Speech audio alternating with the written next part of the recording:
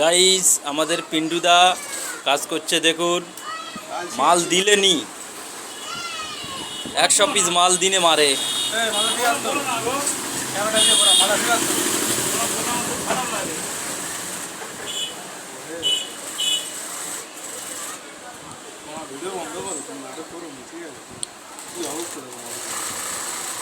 তো ভাই সাহেব কিছু বলবে তো? ও ভাই সাহেব, ভাই সাহেব চুলের কাটিং করেছে দেখো। ও ভাই সাহেব কিছু বলো। কি আর বলো, আর মোরা খেয়ে আমি দিকে